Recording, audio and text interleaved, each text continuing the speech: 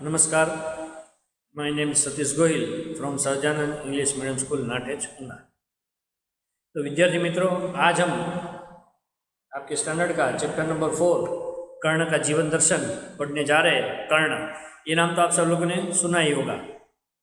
कर्ण महाभारत का एक महान पात्र जो कुंती का पुत्र था और जो 5 पांडव थे उसमें सबसे बड़ा भाई था। यहाँ पर कर्ण की उदारता, कर्ण का मित्र भाव और सब यहाँ पर दिखाया गया है। कवि रामधीर सिंह ने यहाँ पर वो अंश प्राप्त किया है। जब पांडव और कौरव में युद्ध होने वाला था तब श्री कृष्ण कौरव पांडव पक्ष की ओर से कर्ण को अपने पक्ष में लाने के लिए, मनाने के लिए गए थे। तब जो दोनों में वार्तालाप हुआ था वो यहाँ पर दिखाया गया है। सबसे पहले हम कर्ण का जीवन के बारे में कुछ जानते हैं कि कर्ण था वो कुंती का पुत्र था। पांडवों में वो ज्येष्ठ भी था। ज्येष्ठ मतलब बड़ा, ज्येष्ठ भी था और श्रेष्ठ भी था। वो श्रेष्ठ भी था, वो एकदम श्रेष्ठ योद्धा था, श्रेष्ठ आदमी भी था। उसकी मित्रता दुर्योधन से हुई। उसकी मित्रता दुर्योधन से हुई। ये कर्ण के जन्म के समय, कर्ण है वो कुंती का पुत्र है, लेकिन वो एक सूर्य पुत्र भी कहलाता था कि कुंती को वरदान था कि वो किसी के भी सामने प्रार्थना करेगी कि उसके मुझे इसके जैसा पुत्र चाहिए। उसने सूर्य भगवान से प्रार्थना की और उसको कर्ण जैसा पुत्र हुआ। तब उसकी शादी नहीं हुई थी, इसलिए उन्होंने कर्ण का क्या कर दिया था, त्याग कर दिया था।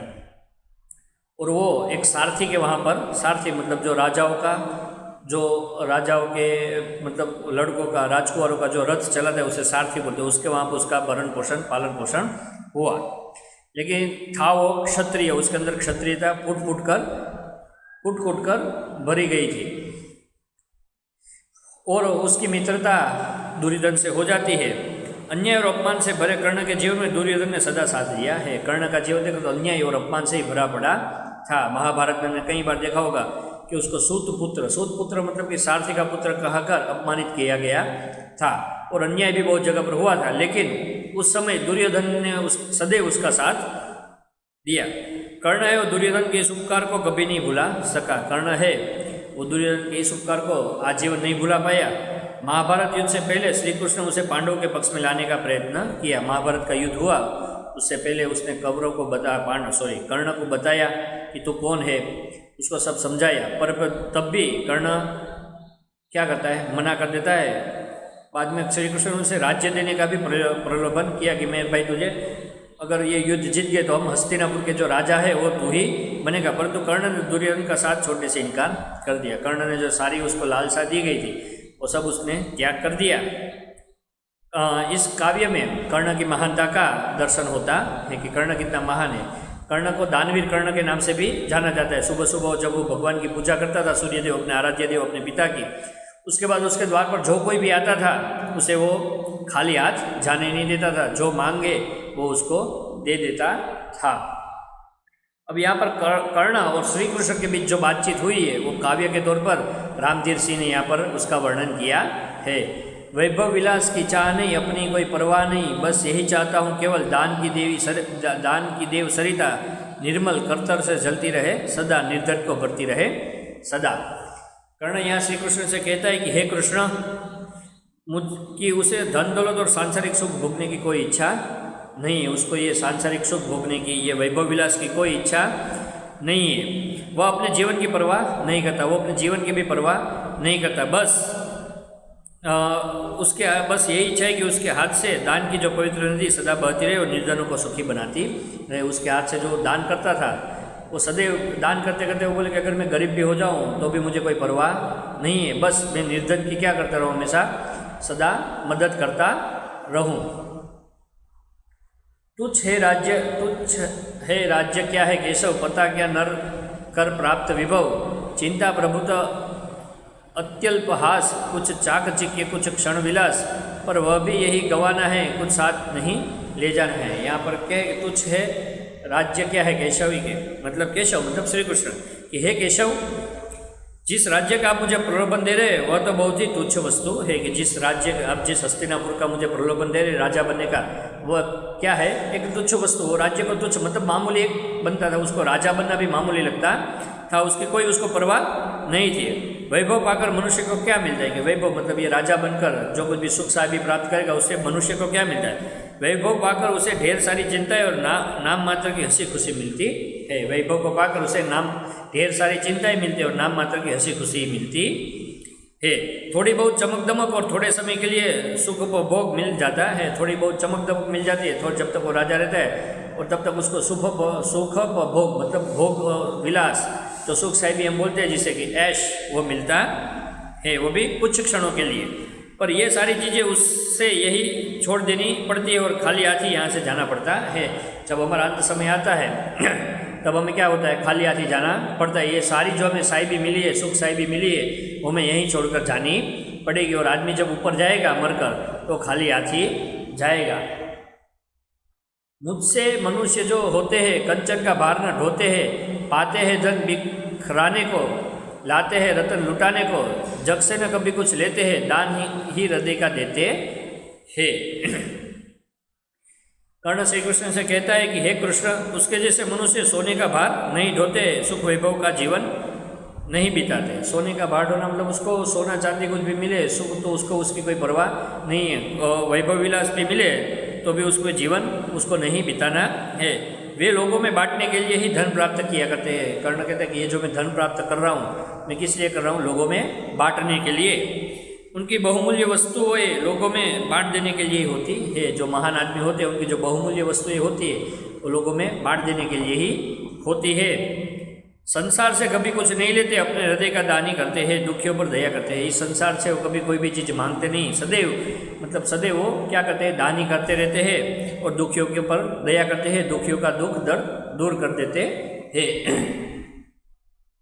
प्रासादों में कनकाभ शिखर होते कबूतरों के ही घर, महलों में गरुड़ न होता है, कंचन पर कभी ना सोता है, बसता वह कहीं पहाड़ों में, शैलों की फटी दरारों में। प्रासाद मतलब महल, राजमहल। प्रासाद मतलब राजमहल। प्रासाद के कनकाभ शिखर, जो महलों का शिखर होते हैं वहाँ पर कौन रहता है? कर्ण कहता है श्री कृष्ण के महलों के शिखर पर तो कबूतर रहते हैं। कर्ण अपने आप को क्या मानता है?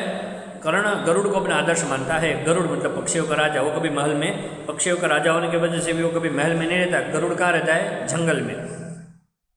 तो कर्ण है वो अपना आदर्श गरुड़ पक्षी को मानता है और वो कहता है श्री कृष्ण से कि सोने जैसी चमक दमक राजमहलों की चोटियों के कबूतरों को ही घर बनती है। सोने की जो चमक होती है राजमहलों की, उनकी जो चोटियाँ मतलब उसका जो शिखर होता है वो किसका घर बनते हैं? खाली कबूतरों का ही घर बनते हैं। गरुड़ पक्षी कभी महल में नहीं होता। गरुड़ जो पक्षी होता है वो कभी महल में नहीं रहता है। वह स्वर्णिम बिछौनों पर नहीं सोता, वो स्वर्णिम बिछाने पर नहीं सोता। मतलब राजा देखो तो सोने के पलंग होते थे, सोने की चीज़ वस्तुएँ होती थी। लेकिन कर्ण है वो अपना आदर्श किसे मानता था? गरुड़ को, गरुड़ पक्षी को। वो कहता है कि गरुड़ पक्षी है कभी महलों में नहीं रहता, वैसे मैं भी कभी महलों में रहना नहीं चाहता हूँ। उसका निवास तो पहाड़ों में ही होता है, पहाड़ों की फटी दरारों ही उसके घर बनता है। वो बोलता है कि गरुड़ का निवास क्या होता है? पहाड़ों में। और पहाड़ों के अंदर जो फटी दरारें होती है, मतलब पहाड़ के अंदर जो प्लेस होती है, गेप होता है, वहाँ पर ही गरुड़ रहते हैं। इसका मतलब कर्ण कहना चाहता है यहाँ पर गरुड़ पक्षी को आदर्श बनाकर कि महलों के शिखरों पर तो कबूतर रहते। कर्ण मानता है कि कष्टों और संघर्षों में रहकर ही मनुष्य महान बनता है। मनुष्य राजा बनने से महान नहीं बनता है, लेकिन जो कष्टों और संघर्षों में रहकर उसका सामना कर कर आगे बढ़ता है वही महान कहलाता है। और वही लोगों को सुखी बनना, वही लोग सुखी बन सकता है और वही लोग सुखी बन सकते हैं। सुखी मतलब यहाँ पर दो टाइप के सुखी लोग समझते हैं। ज़्यादातर हमारी व्याख्या में गिने जाए तो जिसके पास आज सब कुछ है हम उसे सुखी मानते हैं। सपोज आपके पास सब कुछ है, आप अच्छे से अच्छा आप खाना भी खा सकते हो, लेकिन आपके पेट में दर्द हो तो आपके सामने 32 जात के पकवान पड़े तो भी आप खा नहीं सकते। आपको भूख लगी है, आपके पास कुछ नहीं है, बराबर है, आप सामान्य आदमी हो, आपके पेट में दर्द नहीं है, लेकिन सामने सामान्य कक्षा का भोजन जो रूटीन भोजन करते हैं, रोटी सब्जी दाल चावल, वो होता है तो भी खाने की मज़ा आती है। कर्ण कहता है कि वही लोग सुखी कहलाते हैं। सुख की व्याख्या है कि सब कुछ होने पर भी हम कुछ नहीं खा सकते तो उसे सुखी नहीं मानते, लेकिन हमारे पास थोड़ा सा है उसमें हम संतोष पाए तो हम सुखी होते हैं। होकर समृद्धि सुख के अधीन मानव होता नित तपह क्षीण, सता किरीट मणिमय आसन करते मनुष्य का तेज हरण, नर विभव हेतु ललचाता है पर वही मनुष्य को खाता है। कर्ण यहाँ पर कहते हैं कृषि कृष्ण से कि धन दौलत कि सुख का गुलाम बनकर मनुष्य अपना तप तेज खो देता है। धन दौलत का जब आदमी गुलाम बन जाता है, मतलब उसके मन में एक ही लालसा रहती है धन दौलत की, तो वो उसे अपना गुलाम बना देती है। राजपद, मुकुट और मणियों से जुड़े हुए सिंहासन मनुष्य का तेज को हर लेते हैं, उसे प्रभावहीन बना देते हैं। ये कर्ण की सोच है और हमारी सोच कर्ण से बेहद ही अलग है।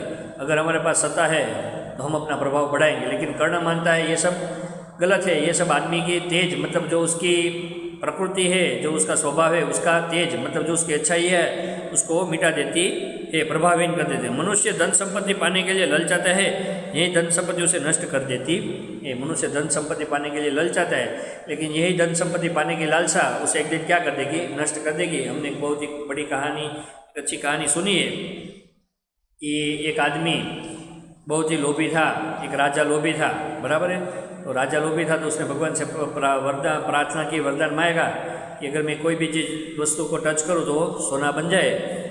बाद में वो खाने के लिए गया तो खाने को टच किया तो सोना तो खा भी नहीं सका। अपनी बेटी से मिलने गया, बेटी को उसने प्यार से छुआ तो वो भी सोने की बन गई। जैसे जैसे वो सभी चीज़ टच करने लगा वैसे वैसे वो सोने की बनती गई। बाद में उसे अपनी गलती पर पछतावा हुआ और भगवान से वो वरदान वापस लेने की बात की। दूसरी कहानी भी हमने पढ़ी है कि धन संपत्ति की लालसा एक दिन हमें ही नष्ट कर देती है। एक आदमी बहुत ही लोभी था, उसने एक दिन एक राजा ने शर्त लगाई, एक राजा ने ऐलान किया कि जो सुबह से शाम तक दौड़ कर आएगा, जहाँ से शुरू किया वहाँ पर आएगा तो उतनी ज़मीन उसको मिलेगी। तो एक लोभी आदमी था, वो दौड़ता रहा, लेकिन रात के समय जहाँ पर गंतव्य स्थान पर पहुँचना था, मतलब जहाँ से स्टार्ट किया था वहीं उसको पहुँचना था, तो वो पहुँच नहीं पाया और जो फिनिश लाइन थी उससे थोड़ी देर पहले उसने दम तोड़ दिया। आखिर वो दौड़ा था तो बहुत सारा, लेकिन जब वो मरा तो उसको 6 फुट की कब्र ही नसीब हुई। उसने इतनी धन संपत्ति की लालसा की, ज़मीन की लालसा की, तो आखिर में उसकी मृत्यु हुई। वैसे हमें भी कमाना है, लेकिन लालसा नहीं करनी है, लोभ नहीं करना है। जो भी मिला है उसमें हमें संतोष पाना है। आगे देखो तो चांदनी पुष्प छाया में पल, नर गले बने सुमधुर कोमल, पर अमृत क्लेश का पिए बिना, आतप अंगड़ में जिए बिना, वह पुरुष नहीं कहला सकता, विघ्नों को नहीं हिला सकता। कर्ण कहते हैं श्री कृष्ण के चांदनी और फूलों की छाया में, मतलब कि अत्यंत, यहाँ पर चांदनी और फूलों की छाया मतलब अत्यंत सुख सुविधा में पला बड़ा आदमी में पलकर मनुष्य सुंदर और कोमल भले बन जाए, सुंदर बनता है, कोमल बनता है, कोमल मतलब कि सॉफ्ट बनता है, पर जो कष्टों को अमृत पिए बिना, धूप और आंधी को सहे बिना, वह पुरुष कहला सकता नहीं है। कोमल बनेगा। चंदन और पुष्प का उदाहरण देकर यहाँ पर कर्ण ने कहा श्री कृष्ण के अत्यंत सुविधा में भला हुआ आदमी भले सुंदर बन सकता है, कोमल बन सकता है, अच्छा दिखने वाला बन सकता है, हीरो जैसा, लेकिन जिन्हें अमृत मतलब कि कष्टों का अमृत नहीं पिया, जिसने कष्ट नहीं सहे है और धूप आंधी नहीं सहे है, मतलब कि मुश्किल का सामना नहीं किया है, वह अभी पुरुष नहीं कहला सकता और न विघ्नों को पार कर सकता है। अगर उसके सामने अगर कोई भी विघ्न आ जाए तो उसे वो आसानी से पार नहीं कर सकता। आगे कहते उड़ते जो झंझावातों में, पीते जो वारी प्रतापों में, सारा आकाश अयन जिनका, विषगर्भ भुजंग भोजन जिनका, वे ही कणिबंध छुड़ाते, धरती का हृदय जुड़ाते हैं। कर्ण यहाँ पर श्री कृष्ण कहते हैं कि जो आंधी तूफान में उड़ता है, प्रातः मतलब झरनों का पानी पीता है, सारा आकाश जिनका घर है और विषैले सांपों का ही जीवन जिनका भोजन है, ऐसे गरुड़ की ही सांप के बंधन से छुटकारा दिलाते हैं और धरती के हृदय को शीतलता देते हैं।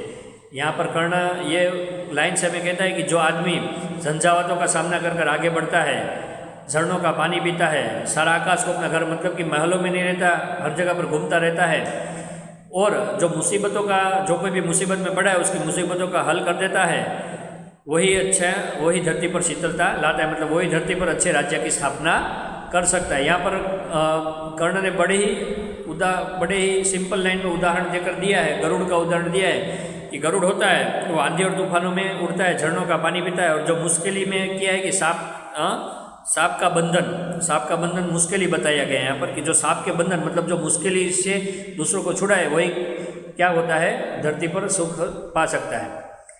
मैं गरुड़ कृष्ण में पक्षीराज, सिर पर न चाहिए मुझे ताज, दुर्योधन पर है विपद घोर, सकता न किसी विष उसे छोड़, रणखेत पाटना है मुझको, अहिपास काटना है मुझको।